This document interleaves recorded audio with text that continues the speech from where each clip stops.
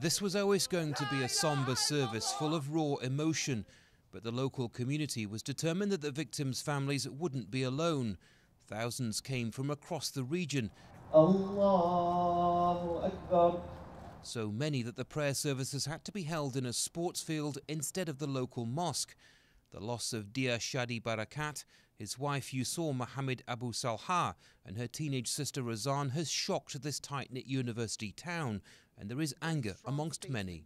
We are concerned that the rising anti-Muslim rhetoric in our society may have encouraged some to commit violence against American Muslims. So we urge the law enforcement to investigate this case as a possible hate crime. Craig Stephen Hicks has already been charged with first-degree murder, but it's the early findings of investigators that has upset Muslim Americans. Police here believe that Hicks shot the 3 students in an argument over parking, but their families say it was a hate crime.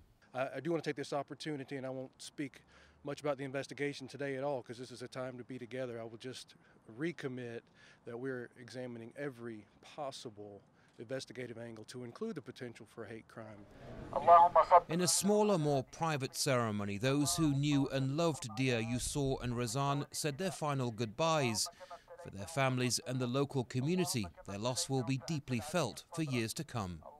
The last few days here have been filled with sadness and displays of solidarity, but this community will now be watching the ensuing investigation closely.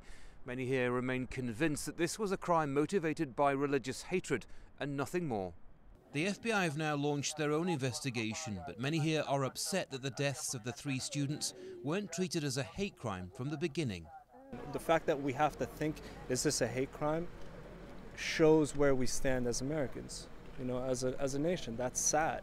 Why is that the case? The exact reason why 3 young lives were taken in such a senseless way may never be known, but it's not going to stop those left behind seeking answers to difficult questions. Andy Gallagher, Al Jazeera, Wendell, North Carolina.